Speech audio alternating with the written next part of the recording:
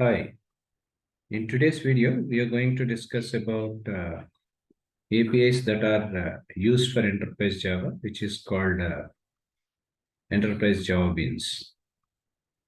So there are a couple of APIs being a enterprise level information related people when we are working on EJB.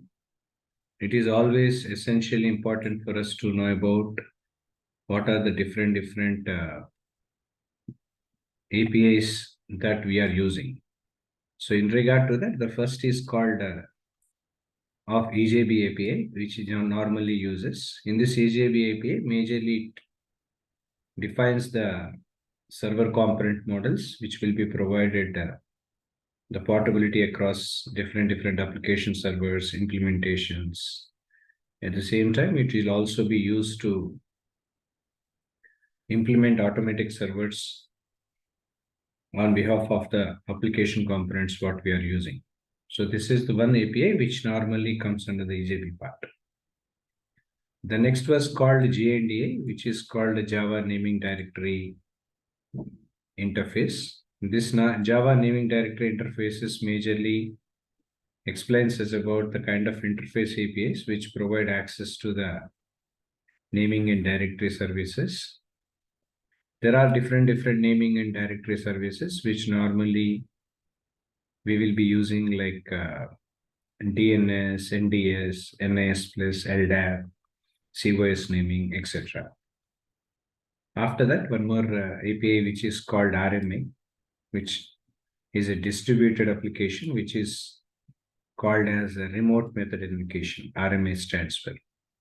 This RMA invocation API, which creates remote interfaces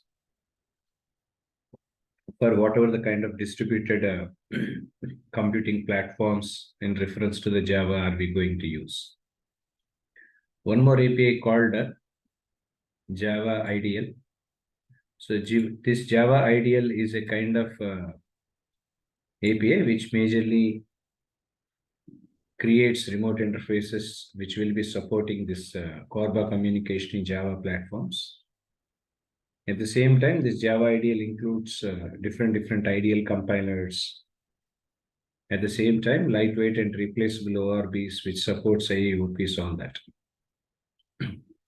Next, one more, as most of the people knows about this, which is called servlets and JSP, which is of course, it's a client server application, which normally uses in Java level, because when we see Java, there are different levels. One is basic core level Java, which is all core level informations like IO streams, applets, multi-threading, APIs, all that will be there.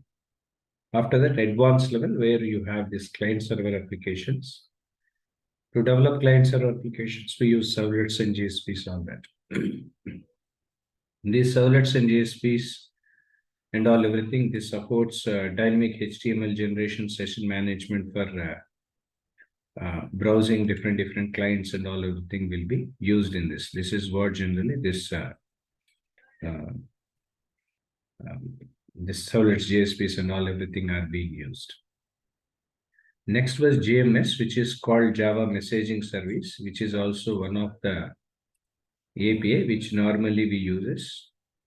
This majorly supports asynchronous communications through various messaging systems, like something like reliable queuing or publish or subscribe services. Right? So all these things are being used using this Java messaging services, which is called JMS API.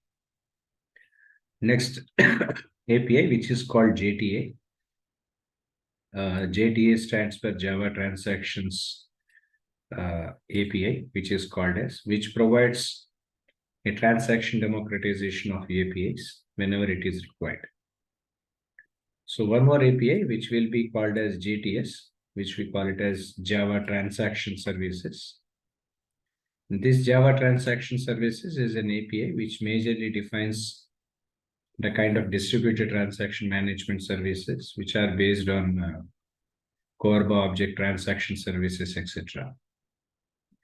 Last but not least, one more API which is called JDBC, as we all know, like Java database connectivity, which is called where we have thin drivers, type 1 driver, type 2 driver, etc.